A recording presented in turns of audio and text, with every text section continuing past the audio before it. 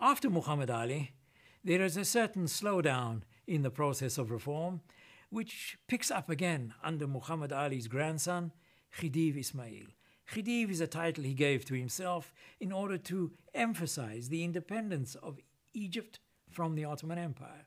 The Khedive being a title of ruler that suggested that he was much more than just a governor under the Ottomans, but the autonomous ruler of Egypt. Khedive Ismail, who ruled from 1863 to 1879, is described by the historian P.J. Vatikiotis as the impatient Europeanizer. Indeed, he was. Khedive Ismail was one who saw Egypt as part of Europe. And really, he was an impatient Europeanizer. He provided the means for the great advancement of the country and the emergence of a westernized intellectual elite in government, education, and letters. Unfortunately, however, he also bankrupted the country because of his impatient Europeanizing, leading eventually to British occupation. But there were very important developments during Khedive Ismail's time. Perhaps chief of these, and of lasting influence, the opening of the Suez Canal in 1869. Ismail was lavish and at times reckless in his expenses, bringing to Egypt great economic stress. In 1875, Britain bought the Khedive shares in the Suez Canal and became the major shareholder in this key artery to India, a factor which played very importantly in the development of Britain's imperial role in Egypt and in the Middle East as a whole.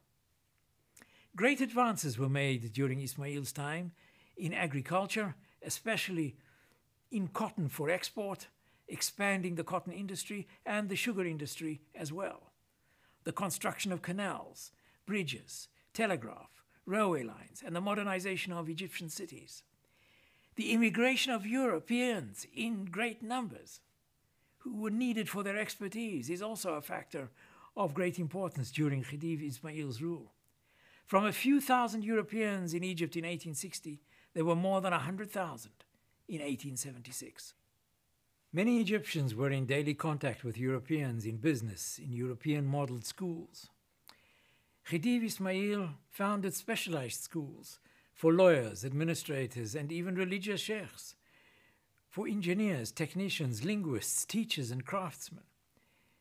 He was the first ruler in Egypt to bring education to girls. Ismail encouraged Western habits, Western dress, and a Western lifestyle in general. This was all a huge step forward towards the creation of modern Egypt. But at the same time, there were mounting troubles.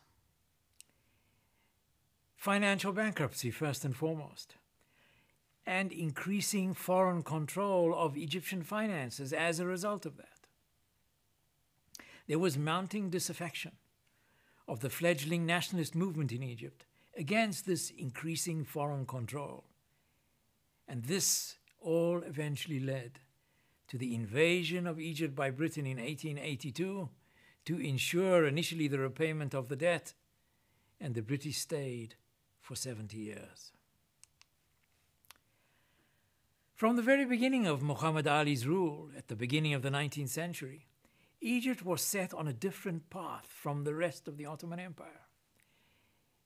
Egypt was becoming a separate, independent political entity.